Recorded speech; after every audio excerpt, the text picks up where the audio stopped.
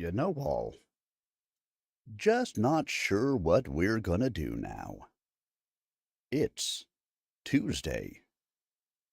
Hello, how are you? I'm happy to have you here with me. And with Tuesday comes more indie author live reading. That's right. Here we are once again for a little bit of story time. And what does tonight bring for us? That's right. It brings the end of Spectral Braver, the first arc, a dark fantasy by Tiago Resende. Remember, even the lingering dead may still find courage. Ah, yes, that is the way that it is. Now, if you happen to be joining me for the first time tonight, welcome on in. I'm happy to have you here. With us starting the finale, which is chapter 9 of this book.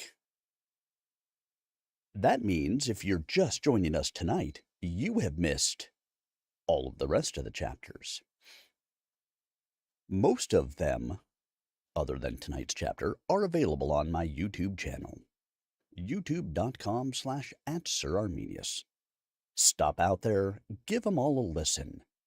I think you will find they are quite enjoyable. Sorry about episode 1. My audio was a little wonky.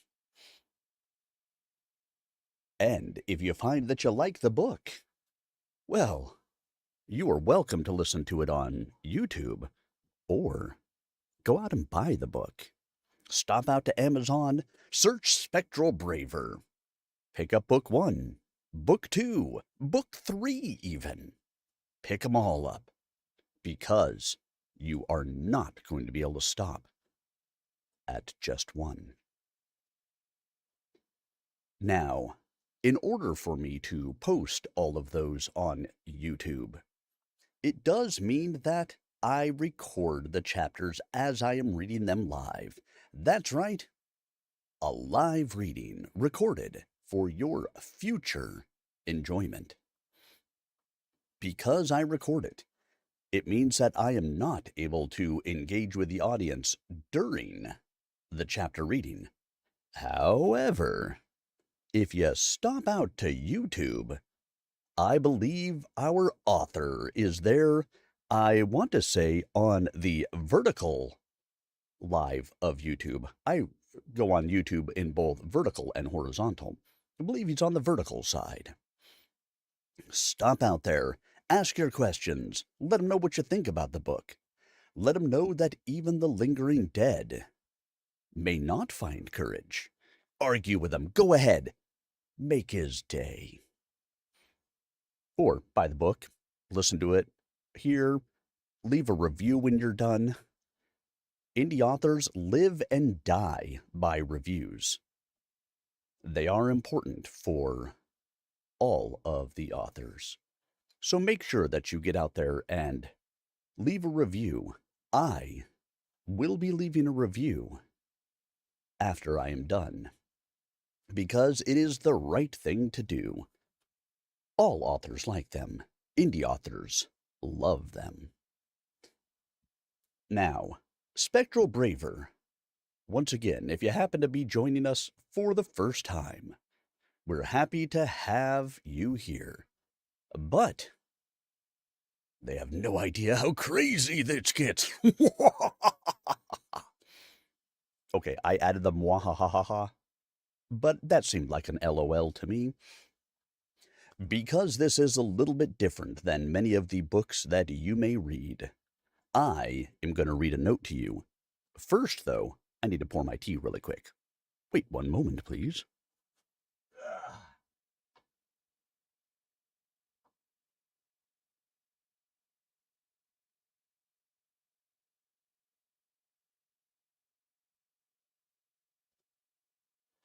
As an author, you've always, or as an author, as a narrator, I've always got to have some kind of thing to drink to keep my throat in top working order. Now, this, again, book is a little bit different than many you may have read before. Fantastic in the way it's done.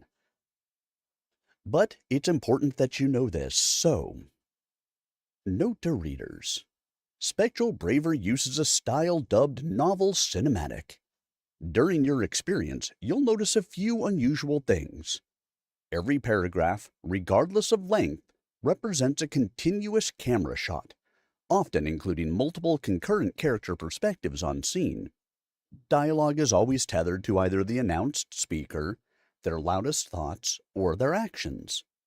Italics are employed to convey changes in communication sources such as phones, loudspeakers, and writings, as well as non-translated spoken regional expressions and honorifics, implying slight signal interference in communication. Furthermore, characters will often string inner monologue into verbal dialogue or respond verbally to thoughts, directly. Time is also liable to shift in the prose, to reflect the distance of a given memory from its subject. Please do not be alarmed. 4. After a certain point in this story, you'll be alongside the dead, witnessing their uncanny reality. If all they have is thoughts, surely one would experience those in their presence. Thus, to facilitate the unusual transition to the ethereal realm, think of these books like seasons of a TV show that you can read, shot by shot, scene by scene, like a cinematic storyboard. Within this format, thrilling action set pieces and deep emotional experiences with vivid characters await you. May this provide an unforgettable experience. Torrin McGrath, author of Telefrog. Hey, thanks for joining us. I'm glad to see you here. Later books incorporate a lot more of the italics. They're globe-trotting adventures. Well, I will tell you, the italics from my side, they really help. I know when I'm reading it to you, you guys really can't see the italics, because how do you enunciate an italic? I just put it all into the acting experience that you will get from me. Yes, because it's a live read, it does mean it is also a live performance. I have not read this before. I read it alongside you, so that way I can give my true experience to you. Now, wherever you happen to be, sit back, relax, and prepare to enjoy as we dive into the finale of Spectral Braver, the first arc, a dark fantasy by Tiago Resende. Even the lingering dead may still find courage. Tonight, we will be starting on Chapter 9, Curveball. In the recognizable places where the dead roam, their perception is hinged on a door of sorts. Half open and half closed, it allows them to peer into the world of the living, provided the awareness of those on the other side will invite them in. Places they do not recognize, however, sprawl as an endless reality, wherein despair and confusion preside over all souls which have regrettably come to wander off their beaten path. The Edge, as it would come to be known, could have as many points of departure as there are souls within it. Alas, the one destination is perpetually fleeting. In a hopeless push towards the glowing horizon, disorientation takes hold. The total absence of the living, who once grounded these entities upon their respective time and place, ensures none find their way back. In this void, memories fade, as existential terror remains, casting pleas into the darkness, unheard by all, lost forevermore. Bumped from every direction, Peter is doing his best to see the light. So many people. Some of them aren't even moving anymore. There are also children, dogs, cats, and a big crow soaring over them, all of them decayed, dark, often flickering in the spectral light. Peter looks at his hands. They look normal, still. Good. Pressing forward. Ben steps into the edge. Beside him, a whoosh. He can see Felicity's undergarments. From the air, she spin darts the rose pin directly at Peter's feet, like some kind of circus performer, warps to grab him. The memento gets thrown right back beside Ben. Off we go, she commands, while landing softly. He is stunned. Yeah, let's. Felicity looks around.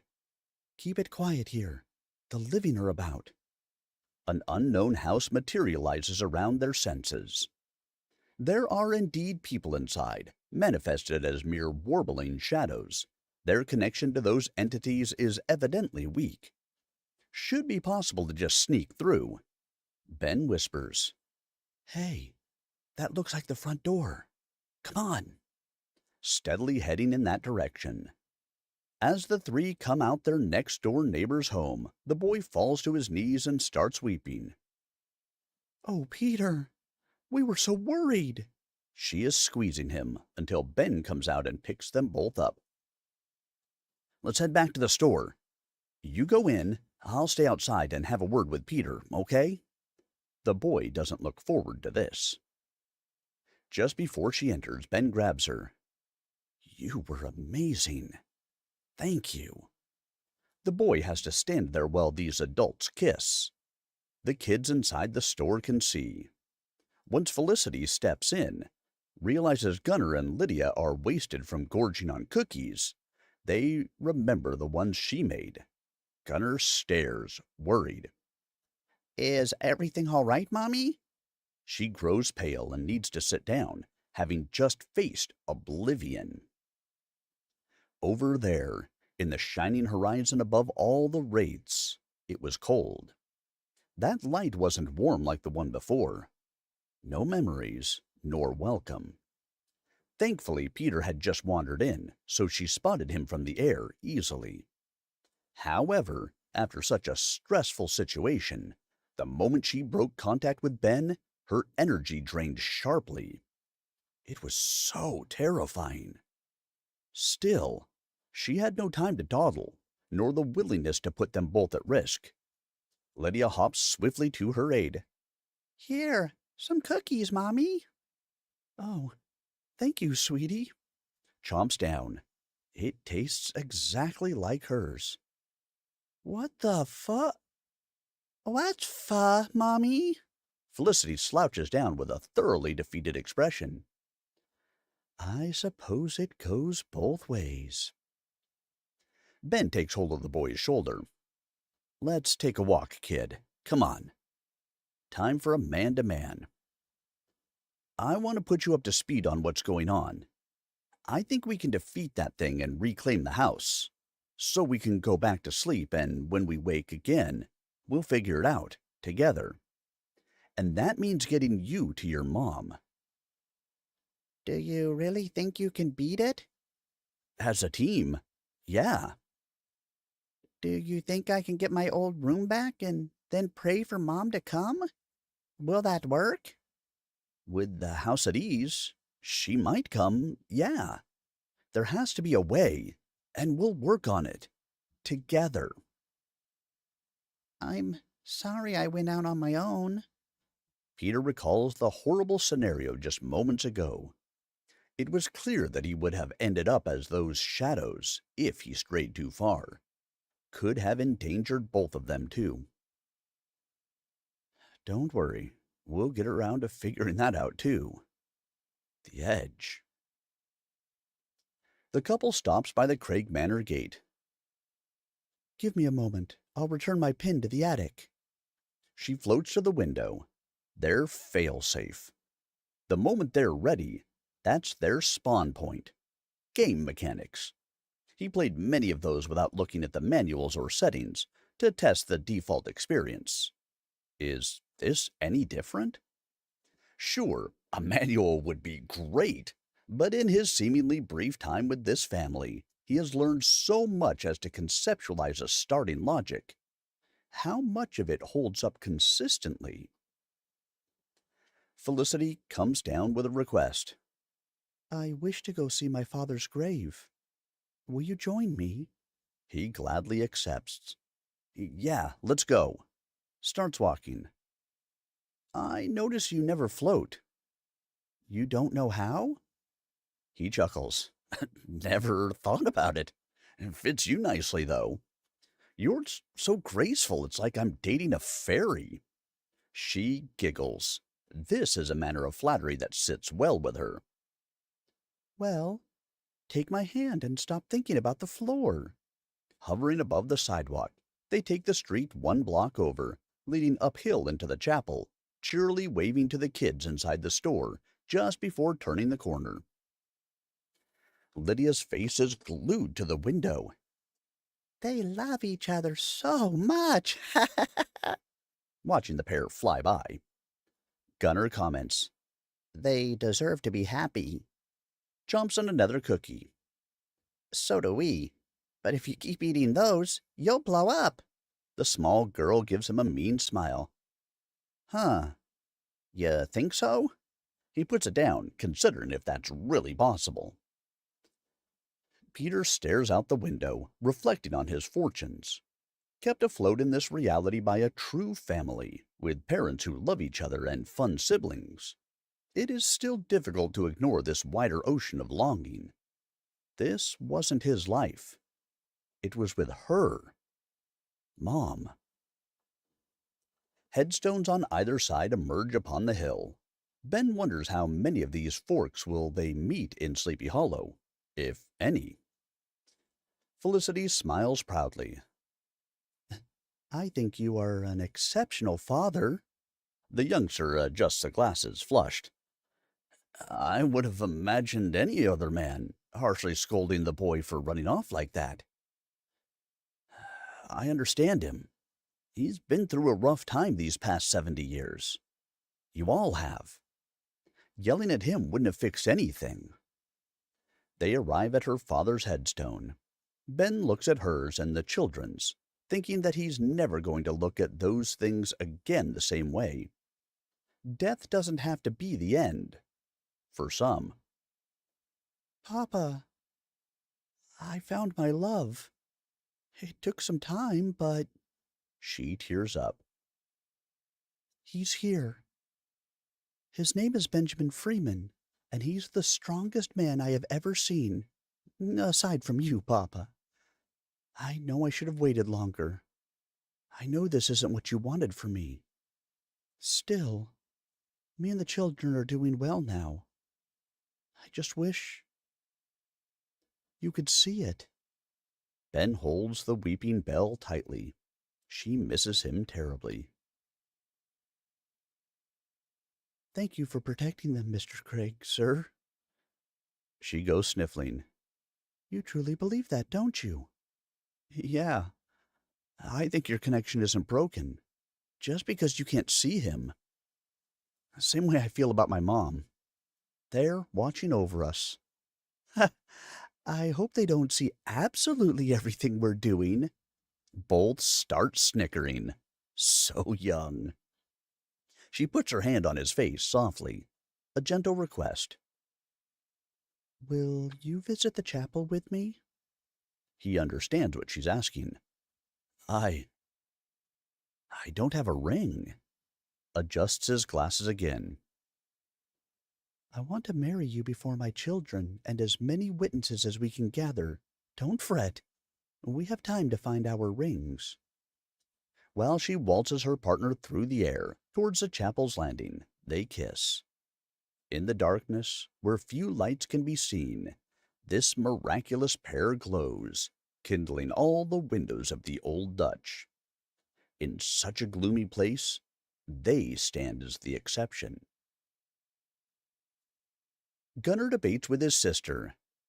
Those things over there are not candy. Look, they have pictures of dishes and glasses. It says, cleaning sponge. You were about to put that in your mouth. Hmm, I'll ask Mommy when she's back. Peter wanders into the stairwell that leads to Bert's home. He can hear motion upstairs. It might be him. The upper floor is mostly as he remembers. 2 doors on the right side, a living room, and a kitchen. The other big room on the left was his parents', if he recalls correctly. A dirty blonde 12-year-old wearing blue pajamas comes out of the bathroom on that side of the hall, walking through the small boy. An old man speaks. Peter, switch off your game station. Bedtime. It's Bertie. Is that his grandson? He has the same name? The boy peeks into the living room to see a big flat screen with what looks like a hero character and a lot of boxes around it, with figures and objects on them. Toys in this age look amazing, just like Ben's. Would be nice to use these things with that controller like this boy can. Wait, Grandpa. Let me save first. His grandson pleads. All right, just hurry up, Is heard from the kitchen. The kid sits down in front of the screen and it now shows the character running through a huge city with many other characters going about their business. What a beautiful sunset! The hero arrives at a shop and they start talking to each other. He can even pick his answers and everything. That looks so amazing. Must be a lot of fun to live in this age. Even though Ben doesn't think so. Peter finally realizes, from that technology, that a very long time has indeed passed since he died. It wasn't a dream. He would be Bertie's age today. Goes around to the kitchen to see him, putting away dishes inside a machine with trays. He wants to say something, unsure if his aging friend will hear him. Takes a deep breath and goes for it. Hey, Bertie. The old man stops. Heard something in his head, calling him by the same name he responded to as a child. Petey, is that you? Why are you here? I came to say goodbye because I gotta find my mom now. Bert starts weeping. She's in heaven, right? Yeah, Ben and Felicity will help me. Bless them. Bless them both. Felicity appears beside Peter, while he also cries, holding him close. This desire he has isn't what she wants, but it is the right thing to do. We should go, Peter. I'm glad you found him. But our place isn't here. He'll miss you even more. I know. The old man goes to the other side of the house to get a box. It is full of baseball trading cards. You see, kept our collection safe all these years. Never sold them. Our treasure is secured, Petey. She comforts him. He never forgot you. That is so wonderful. The boy goes up to the box the man is holding and sees his Willie Mays card in the deck and manages to pick it up, but it slips to the floor. Bert picks it up. He got really big the following year, after you were gone. This one is very valuable now. You gave it to me, remember? Peter nods in a mournful shudder. Grandpa, who are you talking to? His grandson's voice comes from the living room. It's nothing. Did you save already? Yeah. Okay, off to bed then. Bertie glances at the card one more time. I had my daughter name him after you, you know. Thank you, Bertie. Felicity joins him. Thank you for holding him in your memory, kind sir. Let's go, Peter. Let's leave them be. Okay. Bye. Peter waves even though the old man can't see them. His big smile is framed by streaming tears of gratitude. He finally got to say it, to someone of his past life. It is proof that he existed once. As both come down the stairs, Ben notices she looks distraught. What's wrong? The poor woman wipes her face to the best of her ability. Can I have a word with you outside? Sure. Lydia approaches the boy. Are you all right? Yeah, I'll be fine. He hugs the little girl. Gunnar understands what's going on and cradles them both as the bigger sibling. Felicity paces frantically, her heart ravaged by a mother's anxiety. I don't know if I can do this. To let him go, He wants to see his mom. At some point, he's gonna do it. I don't want him to go either, but what matters is what he wants. I know. Felicity holds back the tears. Have to be ready. You won't have to do it alone. I'm here. She hugs him tightly. The word goodbye is a release in many ways. It is meant as the end point between people's lives. But for someone who loves you, having to say it is the most terrifying thing of all. None of us are ever ready for it. Probably never will be, no matter the time or place where one has to do this. For this kind of pain is part of that which matures the soul. Bert comes down to the store the next morning. Nothing looks out of place, as Felicity took the time to put the cookies and other assorted products back in their shelves. The family of 5 stands in the corner. He looks at the softball bat and smiles. Even death has its mercies, and wherever his friend is, he's in good company. But that would be wishful thinking. Jackson steps inside the store. He appears ill and disheveled, glances at the family on the corner. His face warps into a psychotic grin. It's Morpheus. He found them. Bert greets him. Good morning, sir. Can I help you? Is that sweaty, pale man on drugs? The couple feels like they want to pummel him into the ground, yet hold their peace. This wasn't it. Something to eat. I have money. Oh, good. Well, we have pastries, cookies, frozen pizza. Frozen will do. The group stares at him, bracing for any attempt he might make against the sweet old clerk. There you go. You can put it in the oven for 15 minutes and... The man disgustingly rips off the wrapping and starts eating it like a savage, puts some money on the counter and leaves, eyes squared on the children, even as he passes the store window outside. An unearthly chill emanates from the possessed human. Another threat. Ben declares, while eyeing his boss. We gotta go back. Let's seal off the garden, too. It's time we end this. His jaw clenches. Felicity shares the sentiment. The manor is not a place for savages, either dead or otherwise. They shall be evicted forthwith, for they trespass on a peaceful home.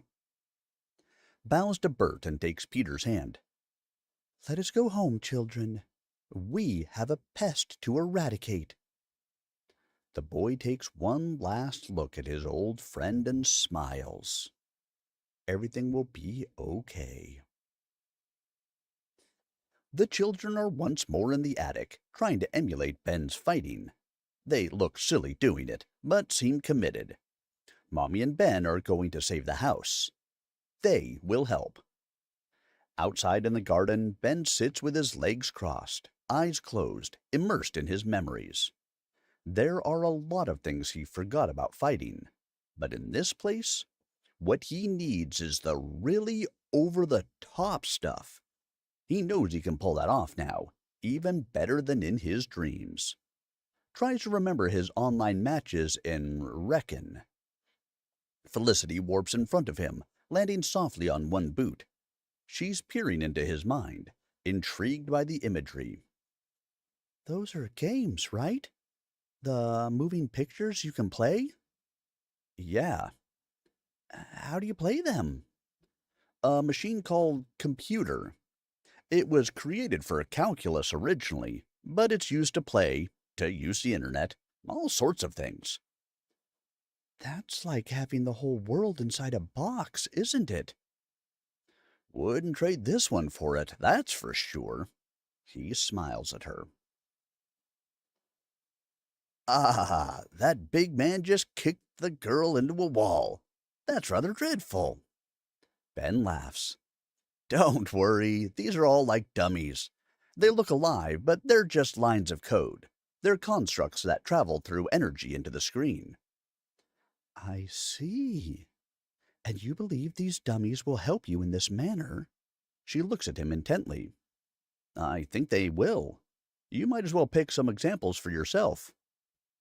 I don't know if I can aggress upon others, even if they're monsters. I've never fought anyone in my entire life. Knowing what he knows, there's always a first. His memory of the game comes to a halt, and something else is shown to Felicity. Autumn of 2011. The Strip, Pittsburgh. A very young Ben, already wearing his prescription glasses, is coming home from school. Alone. This is habitual in his life. He doesn't get along with his classmates. Hey, Benjamin! You forgot to help the janitor today. Get back there! A rowdy group of 5 kids, slightly older than him and much taller, call him out in the middle of the street as other people don't even care to notice it. Ben has decided a while ago that it's best to not even open his mouth in these situations and just starts running. They catch up to him with relative ease and corner him. The backpack flies off him and gets slammed on the floor. My laptop! Your parents can't buy you a new one? The boy's verdant eyes well up in frustration. I'm poor, dude. They all laugh. How much of an asshole you have to be to find that funny. Well, tough shit, isn't it? You're a computer nerd. You can fix it, right? The boy figures he's had just about enough of this. Remember the visual of how to pull off a haymaker. One foot firmly on the ground, while the other swivels in tandem with the waist, elbow, and shoulders. And this one kid isn't seeing his right arm. For such a scrawny young boy, such violence would look strange. But there it was. His fist lands directly on the punk's mouth, chipping his front tooth. The hand starts to bleed. All 5 grab him by the hair and shirt and kick him anywhere they can land their feet in. A pummeling ensues. "I'm gonna call the cops!" someone yells from one of the shops. The group bolts out of there. Ben is lying on the floor. There's plenty of blood on his mouth and hand. Before police arrived at the scene, no one came over to see if he was all right. 2 officers show up with the boy at the door to the apartment. "What the fuck is this, Ben?" His dark-haired father answers in a tracksuit, unkempt. The same thing it is, all the time. I'll be in my room. The boy walks away. Adelaide gives chase. His face is patched up below his lower lip, but still swollen. Oh, my darling. She hugs him, pained. I'm okay, Mom. I swear. I tried to stay away. It isn't okay that happens, just because you helped the janitor once. You shouldn't be on your own. Aren't there any nice kids you can make friends with? God, I wish we could just leave this place. Mom? Yes, steely-eyed boy? Looks lovingly at him. She was always impressed by his determined stare. I come home to find you. I'm not alone. She holds him in tears. There is something about the power of a mother that kept him going. He carried all her wishes, every single one. So that one day they could finally leave that place behind them. My first story was in that laptop. It wouldn't start, so it just sat there for 6 years. Never finished it. Ben looks up. Felicity's sadness is killing him.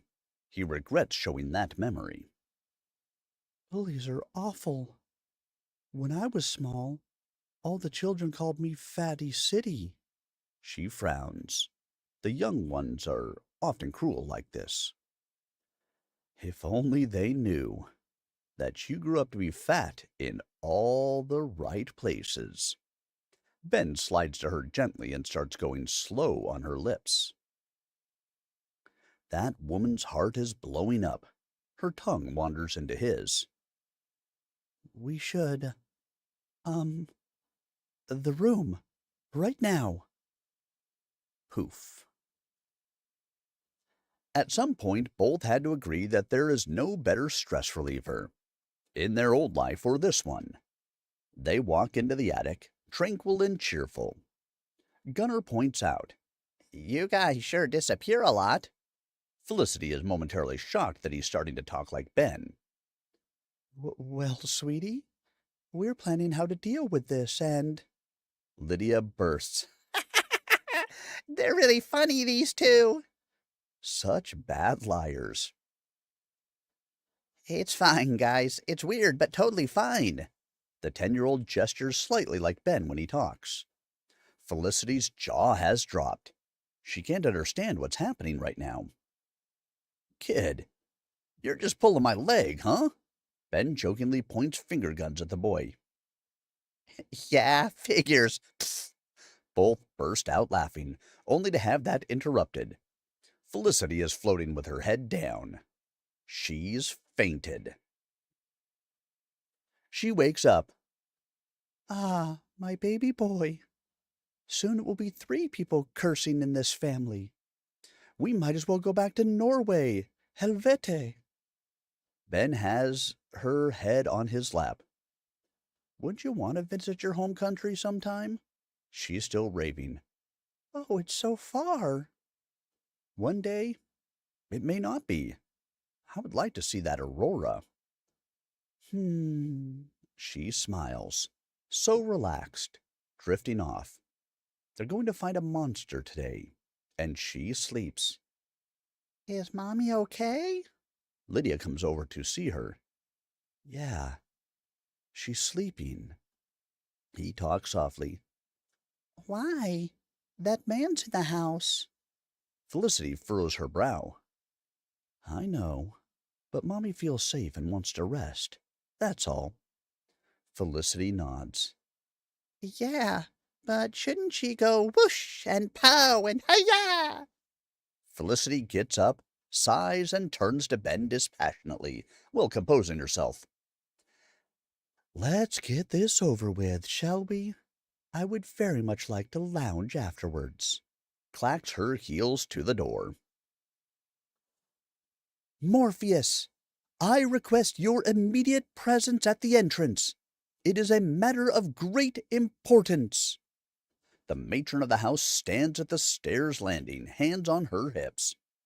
Night has fallen, and the moonlight glows through the stained glass window behind her, cutting through a mighty figure in a delicate dress. Her shadow is projected onto the floor, even amidst the warped energy swirling downstairs. This is the home of her family.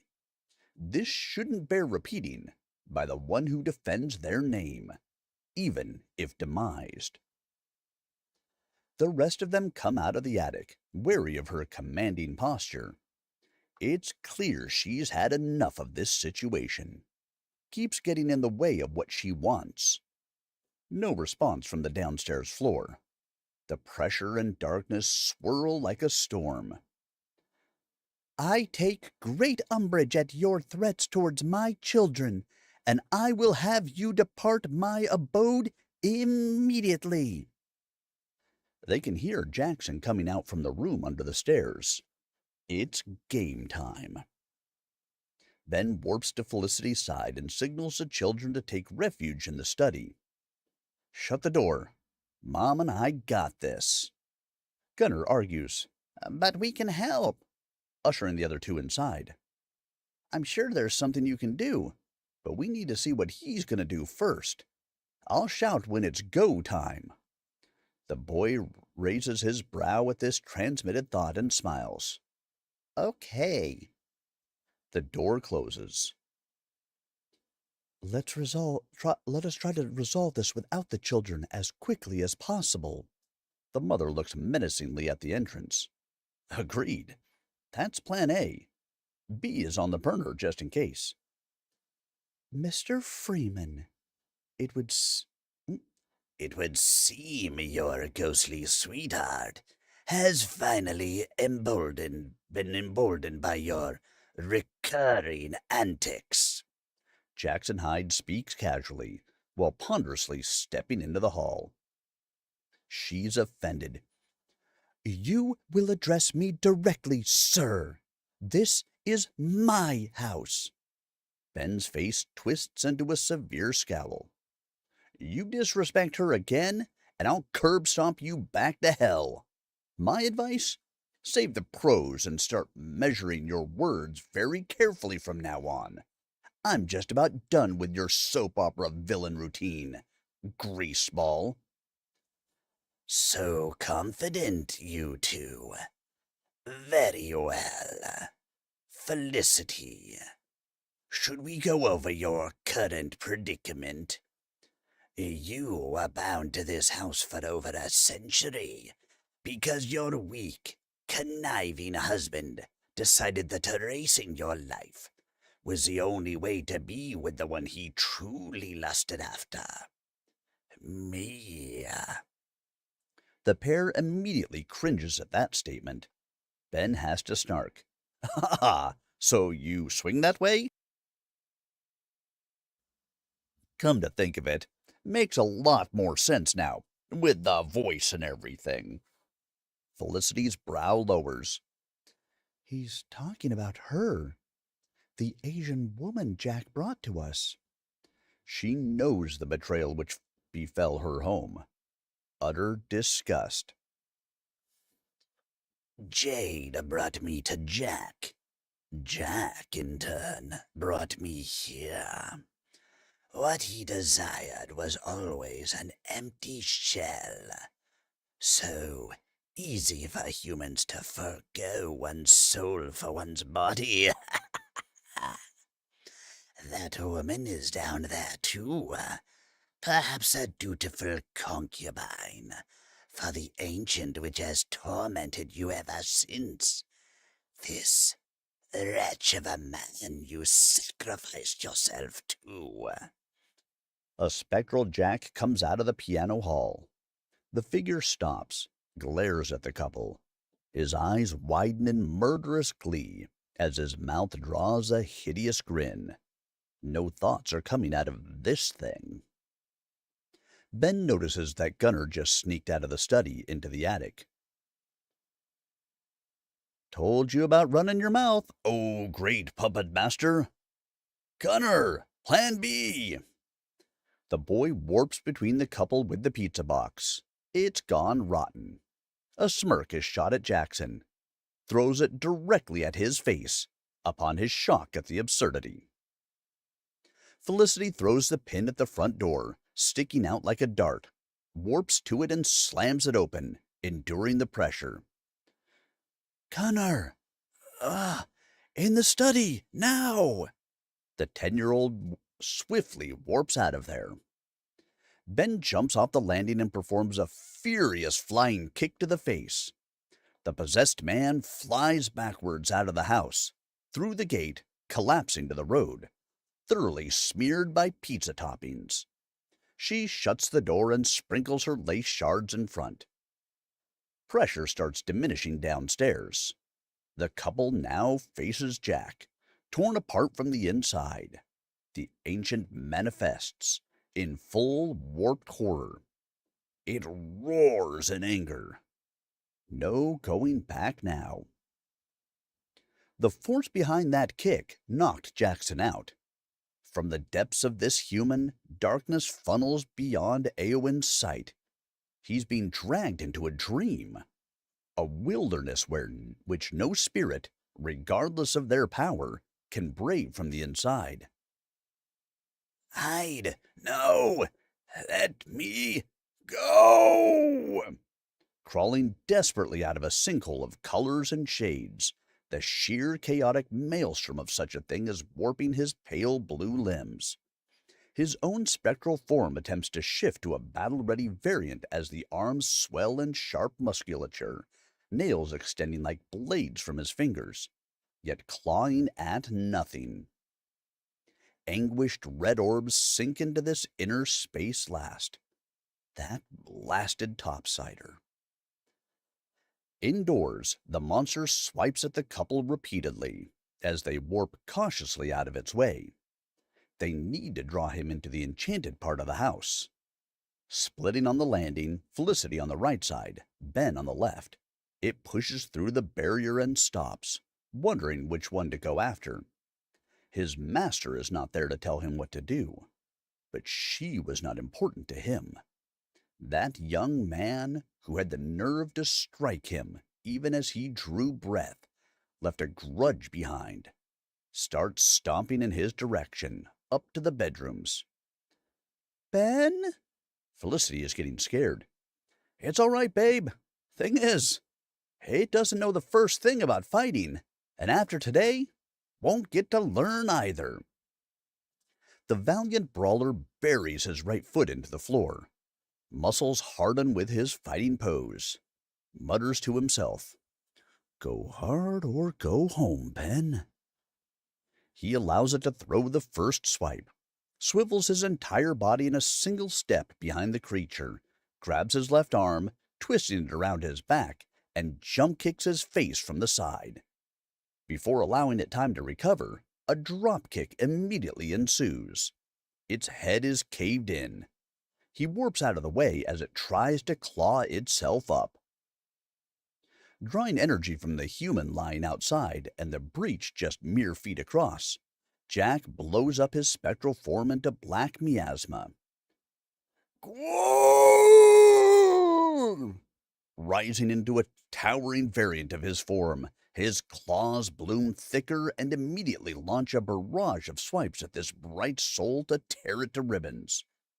This thing is so big that no further openings are presented.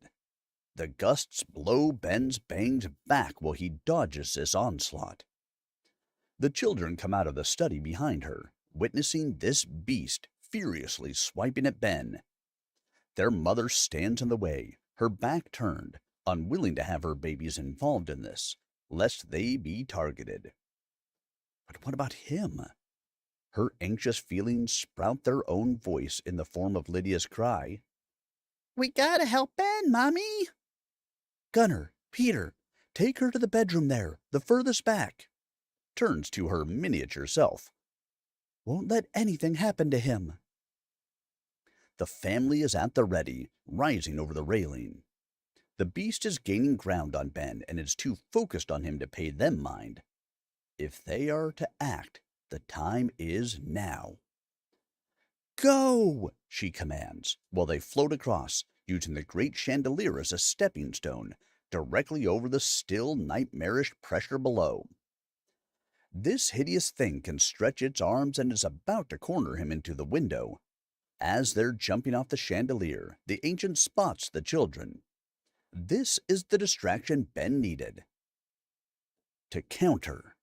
However, a gloved hand preemptively grips a full mesh of hair from the beast, brutally smacking its skull sideways into one of the walls. Children, off you go. You're all right, dear? Warps to his side. The brawler takes a deep breath, now fully reassured about this woman. She's definitely a fighter like him. They can finish this. You see that black smoke coming out of it just now? That's damage. Let's trap him between us.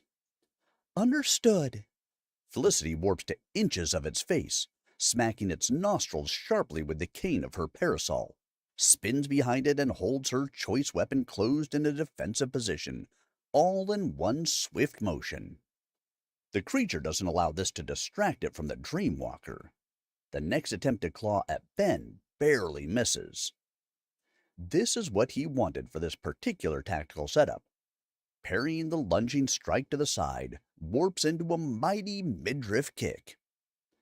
It attempts a recovery from the staggering, stumbling backwards into the tip of the parasol, which instantly blooms open into a shock wave, looking mighty similar to a Viking shield blast. The creature clumsily glances back at her. Her indigos widen, reflecting Ben's sudden reappearance, warping from multiple directions, namely the ceiling, delivering a barrage of punches and elbow strikes. It fails to grasp where he's coming from. This is too fast and confusing for its senses, accustomed to motions of scurrying prey. Thus, mercilessly pummeled by this combination. One desperate attempt to grab him is met with another parry, linking directly into a multiple hit, spectacular hurricane rising kick, throwing the creature off balance as it nearly falls off the balcony. The fighting game visual memories are definitely paying off now. Ben lands on the purple carpeting, fully honing his energy in a karate poise. Fists aligned with his waist, focusing heat into his stomach. What comes after this is to be so insanely violent that this has to end. Right now. Bursts to an airborne warp and whirls into a furious descending flying kick. His heel buries into the ancient's face, forcing its skull to twist unnaturally, throwing it further into disorientation. Then lands in front of it, delivering a rising chain punching combination. Ha! Ending in a raging uppercut, projecting this much larger entity upwards, limp. His accumulated power ensues as a burst of energy, juggling the suspended beast. It crashes to the floor, moaning and growling in pain. She witnesses this in amazement. Given the weightlessness of this reality, Ben ends up being far more impressive than even those spectacular moving pictures he has in his imaginings. It may be so that the many songs of Thor and Baldur's fierce battles which could shatter the earth were inspired by this very thing. He is so. The children come out of the room to see this.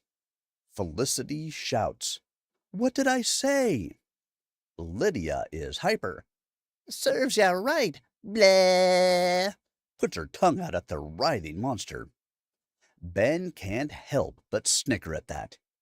Even the children vanquished their fear of this thing. Still, hey, are you guys ignoring your mom? She told you to stay in the room back there. That wasn't optional. The two adults are staring the reckless children down. "It was his idea, her idea, their idea." The three younglings are all accusing each other at random. A rather obvious lie, seeing it's nonetheless true at the same time. It was their idea to come to their rescue, all right. The parents chuckle at this silliness. This pause, however, proves costly. A shadow rises over Ben. It gets up and grabs him from behind, by the neck. Desperately flailing arms behind him to get a hold of it. Unfortunately, this is one of the clear advantages of having arms as abnormally long as these. It raises the other claw, reaching into his head. Felicity knows what follows. Jack destroyed everything and will continue to do so unless she steps in. When he beat her up inside the master bedroom and went for the children, who died in the very place they stand now, She took a chair from the study and smashed it over his head. It did nothing. He just cracked his neck and continued up the stairs towards Gunner. She didn't make it in time. Not again. No more. Her voice roars. You stay away from my family! Materializes that same chair as it instantly smashes face first into the beast with such force that a visible shockwave lifts every piece of lace scattered on the balcony, spreading it downstairs. Neighbors clearly heard that as lights come on in almost every house. A soiled Jackson wakes up from the commotion. Coming to his senses, it would seem the demon-taking residence has since left him. These past months have been a blur to this now panicked man, who gets up, staggered and shaking, to a full audience of people in their pajamas or casual wear stepping outside. This feels like the most humiliating of dreams, courtesy of that demon. The monster lets go of Ben after enduring this mighty strike. However, the aftershock soon comes, pushing it to fall over the railing. This energy she unleashed shifted the flow of time itself, causing that furious motion to leave an echo behind it. It digs its claws into the hardwood floors below, ripping them apart, while it slides towards the breach. Thanks, babe. Ben gives her a smile, jumping off the railing and landing in front of the staggered ancient with a powerful shock. Takes off in its direction. Peter! Curveball! Now! The boy focuses on his pitch, puts everything he has behind it. As the ball arcs across the air, the brawler jumps, softly slipping his hand over it, and without changing its trajectory, rotates his entire body into a glowing halo, which completely disperses the lingering miasma from the entrance. The increased momentum is ripping into the fabric of this reality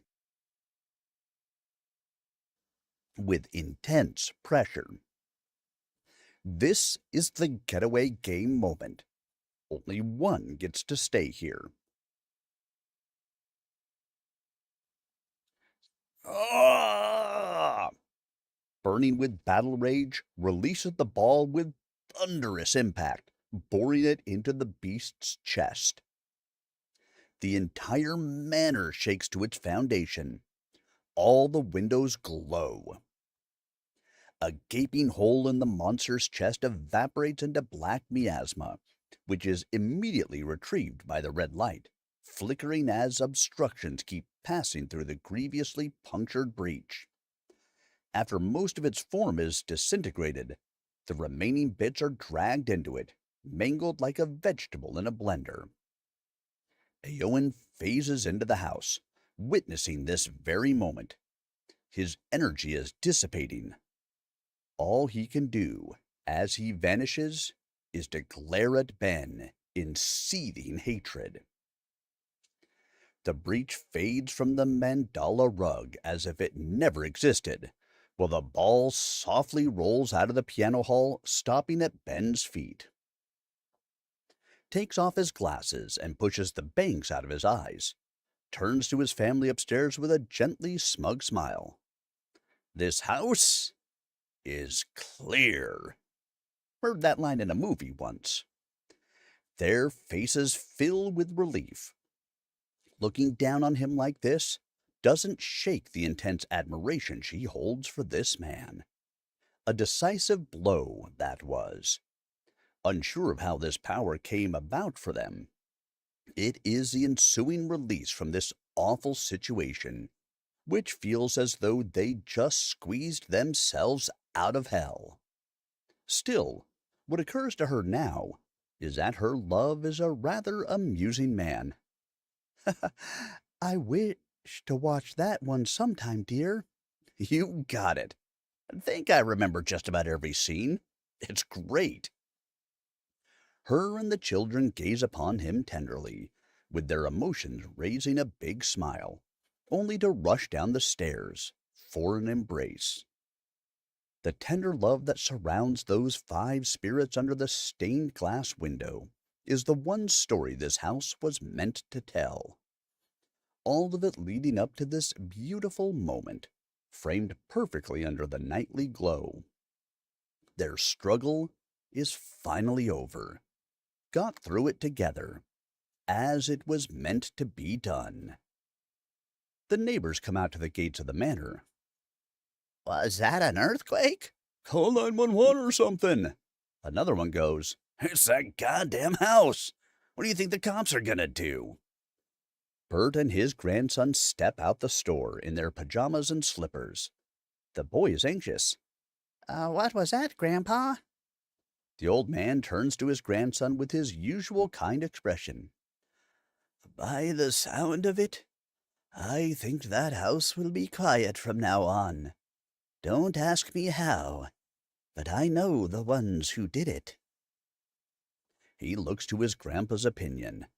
Most people here hate talking about that place. But seeing his smile, it's probably safe to ask. So, you also think that house is haunted? Peter, haunting is something even people who are alive end up doing, I think. We all have our dwellings, some less good than others. But for those spirits, that place is the home of the Honorable Craig family. I think they wanted it to remain that way. Sometimes a haunting is where you belong. Bert stands in profound admiration of his dear friends. The sweet and spicy aroma of curry wafts from the kitchen. The dining table is set. The children play in one of their old bedrooms. Felicity is fixing her hair by the dressing table, in hers. Tonight, she and her betrothed go on an outing with the whole family. He said something about movie night.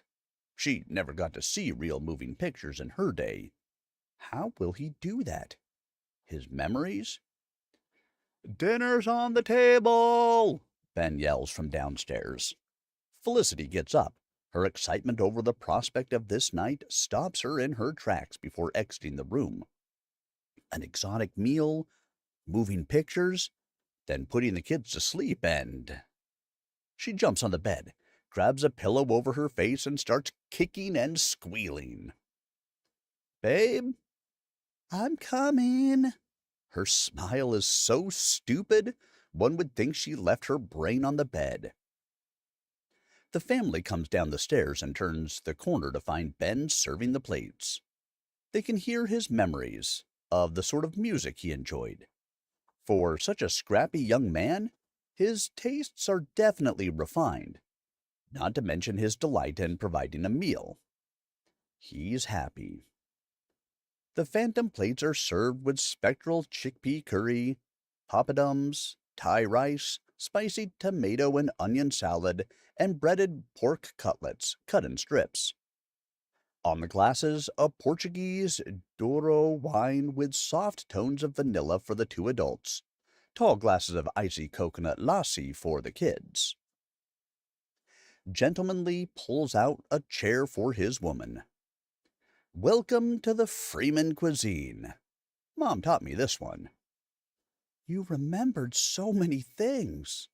She is in awe of the exotic spread. The kids are curious at the strong aroma being conveyed. He looks to the kitchen. "The cake looks amazing, by the way." Sitting on the table, there's a massive 2-story cake, covered in meringue, decorated with blackberries. To be fair, I cheated. I just thought of the chocolate cake I used to make, then employed the icing I saw in the shop once. Looks fancy and expensive. Definitely looking forward to dessert.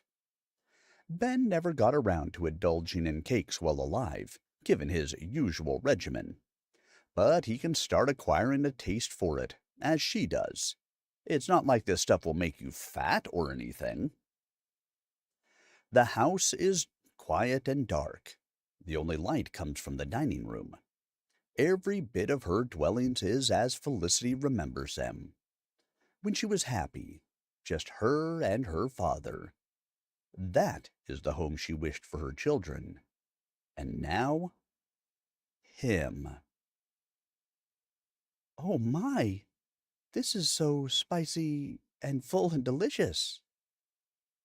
Mrs. Freeman, thank you so much for your son.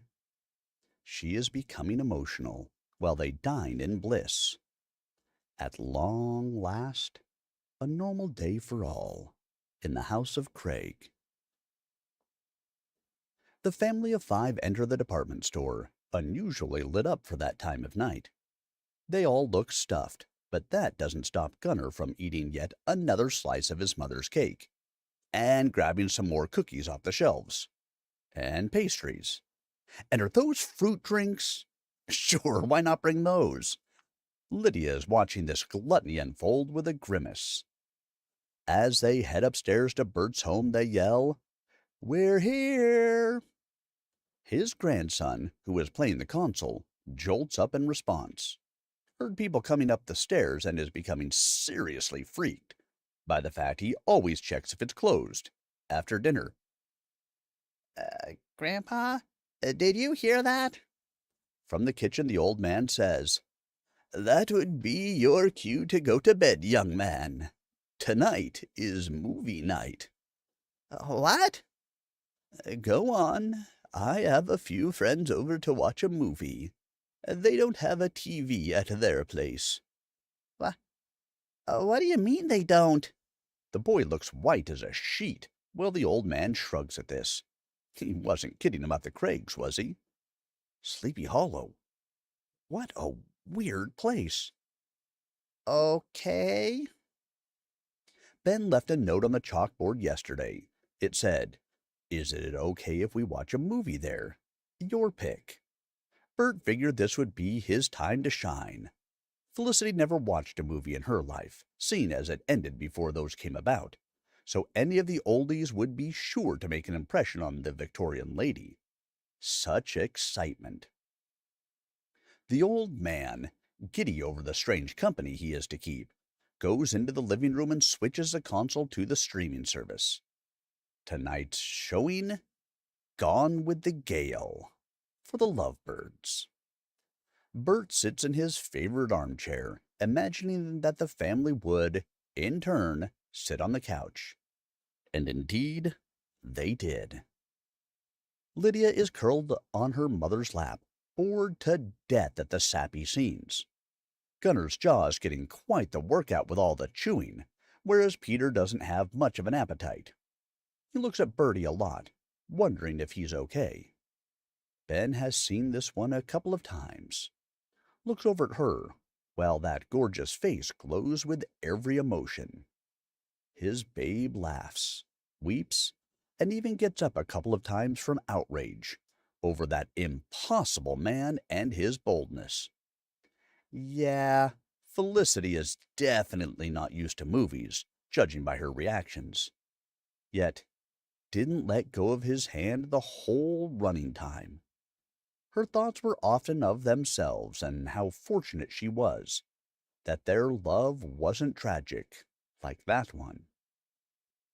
Roll credits. Ah, that was incredible.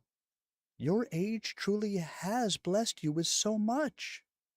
She is absolutely enraptured by the experience. The family gets up and Felicity thanks Bert by bowing politely. The children follow suit and Ben doesn't want to be the odd one out. Bert sees them all, including Petey. Ben tenderly smiles at his friend. Thank you for everything, Bert. The old man hopes this isn't it. I will see you again some day, right? I'll definitely catch you later. Ben looks at Felicity. She agrees.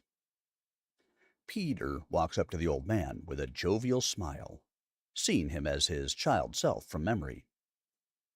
Hey, I actually pitched a curveball. Graduated to baseball. You should have seen it. It was great. Is that so? The old man chuckles as they disappear. The magic we call the soul. One could easily be tempted to procure explanations within the realm of physics to understand its various manifestations. They all come up short. The one truth about it is encapsulated in this simple moment. The ones you love are never truly gone. The children are in their room, surrounded by their old toys, namely her dolls and Peter's car collection. Lydia is impressed with the boy, That's a mighty throw, Peter. who, in turn, blushes instantly. What about my pizza attack? That was something to behold as well, I might say. Gunnar scratches his nose, prideful. Yeah, Gunnar. If we ever need food thrown around again, I'll be sure to call you. What a mean-spirited little girl. What? Her brother is stunned, while the other two laugh. In the hidden garden, bathed by moonlight and encircled by the mist of uncertainty, the couple shares the same bottle of Portuguese wine. There is a slight problem. It doesn't seem to go empty. How many times did you see its buttocks a whole fight? Be honest, Ben. About 5 times, maybe? Hey, the thing was gangly and stupid looking. It's probably never even considered that wearing pants. She's wheezing. Was important. Felicity falls derriere first on the floor, bursting. No pants, Jack. Oh, how cathartic. Ooh, boy, you're really drunk right now. Am not. R2? I swear, sir, on my honor, that I am absolutely. She tries to get up and falls again. They're laughing even harder. The neighbors light up their windows. Shh! Babe, it's getting really late, and we're both totally sloshed. Sloshed? That's a rude term for drunk, isn't it? Ahem. Very well. I decree you can say as many fucking bad words as you please. Oh, man. We should just turn in for the night, you know? Ah, I see. You wish to take advantage of my deplorable state to do all manner of naughty things to me, hmm? She is giving him that ravenous smile again, which is even more pronounced as a drunk. This silly woman looks like a tomato with a blonde wig. Adjusts his glasses. No. Far from me to. Last one to bed is a rotten egg. The gorgeous fairy vanishes. He chuckles to himself. Man, this is the best, hands down. The hidden garden now lies empty. Violets dance to a gust of wind. If this is but a dream, it's the best one. Ben Freeman hopes to never wake again. Sometime after, it dawns over Craig Manor. Birds are heard chirping frantically. The world of the living rises for another day. Peter peers outside from the attic window, as it seemed that true sunlight was coming into the house for once in a long time. But that light, it isn't the sun. He bolts downstairs to the entrance. Felicity, come quick! The couple bursts out of their suite. That white light. Peter? What she feared last has come to pass. The boy opens the front door and darts outside. Mom? As the family gathers behind the transfixed boy, they see a massive orb of light mightily shining upon the manor. Within, each of them finds what they have lost in a previous life. Felicity and her children see Gunner, with his twirled mustache and officer uniform. Ben sees Adelaide, and Peter sees Mary in her nightgown. Whatever dark force lingered in the depths of the manor, it is now gone. Its unfinished business therefore concluded. It's time to depart. The boy turns to Felicity. The poor thing is sobbing in streaming woe. I want to thank you for everything. I want you to know that you're my mom, too. Felicity is coming apart in grief. This handsome young boy cried and laughed with them. They were even able to share a meal, fought together bravely. She lulled him to sleep when he was scared, and the joy she saw when her curse was lifted in his blue eyes, all of it digging into her heart all at once. Peter, you will always... I will always love you, my brave, sweet boy.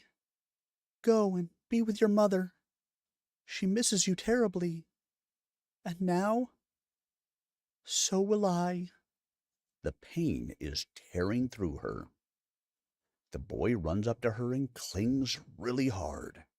The whole family gathers around. Saying goodbye is inevitable. Even here, in this place where everything else seems to be at the reach of a thought. Ben takes the baseball and mitt and gives it to Peter. You keep practicing, you hear? When I see you again, we'll play a bunch of games, all of us. Okay, little man? I'm really proud of you. Please, take care of my mom. His last thought echoes in the air. The boy's soul was healed. Of all the hardship, the coldness and indifference of his own father, reclaimed everything with their help. The glowing child floats up in the direction of the light. Felicity wails out in pain, holding on to Ben for dear life. The family mourns. Lydia is inconsolable, and young Gunner is trying to keep it together for his little sister. This will be tough for her, and he's the oldest. His grandfather would want him to hold steadfast, but that was his brother, too. Peter's frail body disintegrates into thousands of tiny orbs, which flow into the luminous gateway, gathering inside. But if one were to look closely, it could be seen, amidst the glow, Mary holding her little boy one last time, just before bedtime.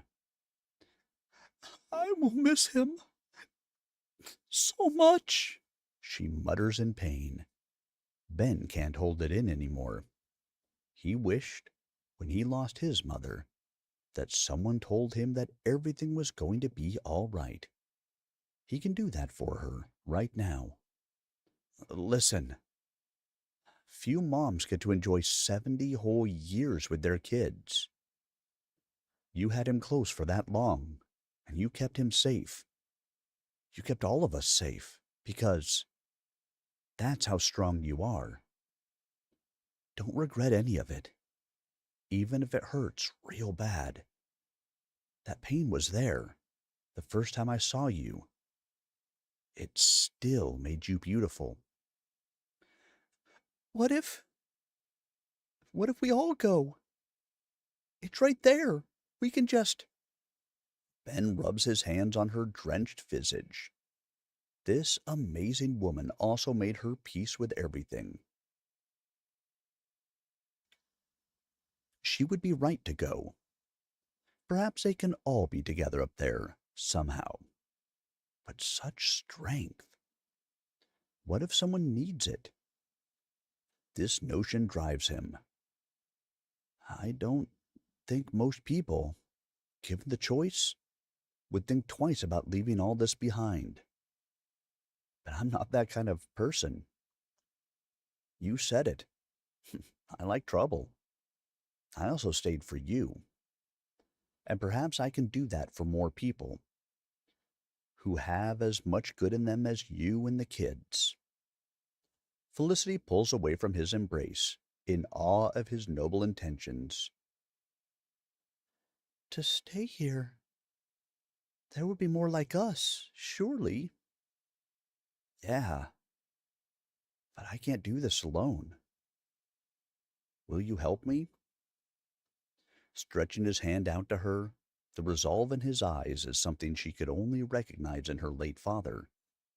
To finally be done with everything seems so small in comparison.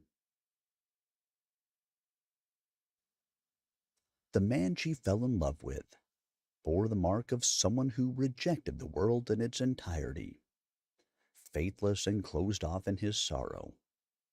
What he's saying right now was birthed from their connection. His will to protect others was reawakened, his faith in the world restored. This humble request from a changed man filled her heart, smothering the loss. Hope doesn't die. It's just hidden from most of us. For a while. Walks up to him, taking his hand, gazing into those verdant eyes. In this moment takes an oath. To the ends of time and the world, through the darkness and the light, she will stand beside her love. The white light disappears.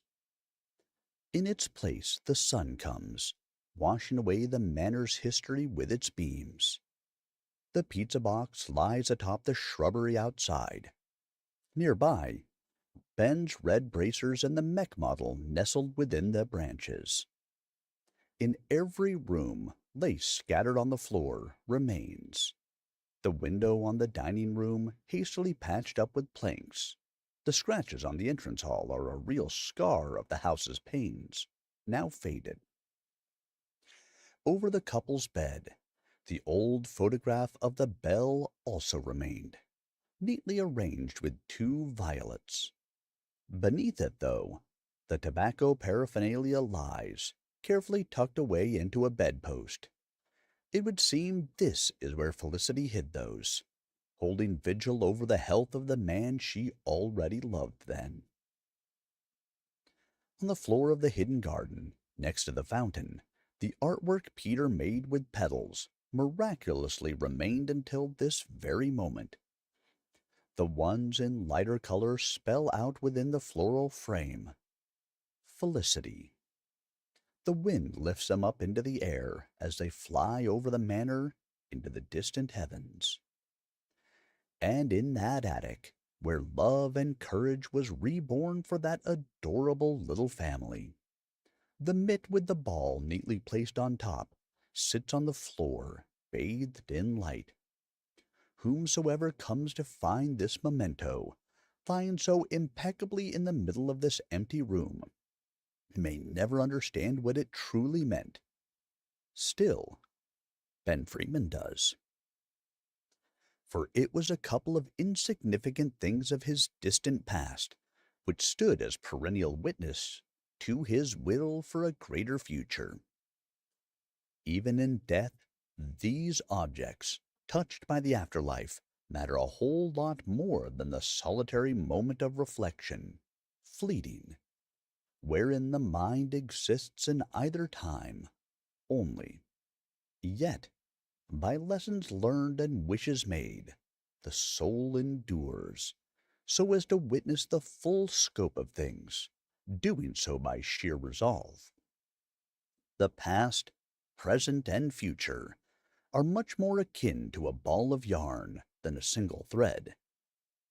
So it is that in any other tale about the dead, to be at peace with a tragedy once surpassed would have brought them to the conclusion whence the universe mercifully scatters their dream into infinity. Alas, this is not that kind of tale.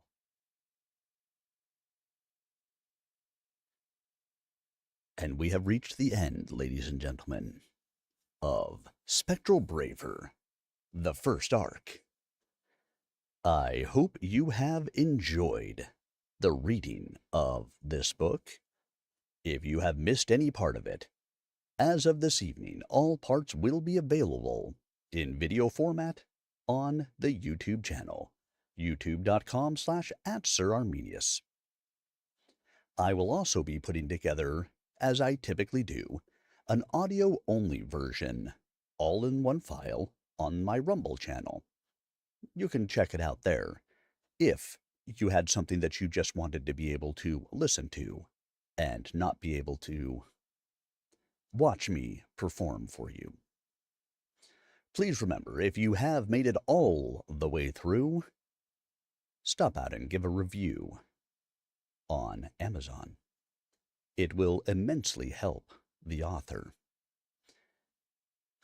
And once again, if you have enjoyed this reading of Spectral Braver, the first arc, stop out and pick up Book 2, Spectral Braver, the Purple Fairy, because that is where this ghostly adventure continues. So make sure you get out there and support the author. Support all of our different independent authors who choose to do this for the love of what they do. And from me, thank you to all of you. The greatest gift that you can give me is the gift of your time, and I appreciate that you gave me the gift of yours this evening. If you have not already, I would also ask that you stop out to the YouTube channel and hit that subscribe button. It's free, and it helps to support me in getting out here and doing this for the independent authors. If you did enjoy this book, I would also ask that you share it with your friends. Have them go pick up a copy of it, listen to it on the YouTube channel. Let's make sure we share it around, would you? And, Mr. Resende, thank you for allowing me to give voice to this book for you. I hope you enjoyed the reading of it. Starting on Saturday, we will be starting a new book. It's going to be something very different from this one, by another independent author. I hope you will come and check it out with me, as we will dive into that new book. I really enjoyed this story. I thought it was absolutely fantastic. The different way that it went through was great. If I was to actually record this as an audiobook, I would need to go through and color code this thing because the voices switch back and forth, and I can't always tell until I'm halfway through whose it was supposed to be. Color coding would have been my friend on voicing this book for an actual audiobook. But I hope you forgive the little foibles when it was the wrong voice saying the words. Once again, thank you all so much. I hope you have a wonderful week ahead, and I look forward to seeing you guys all again really soon. Good night, everyone.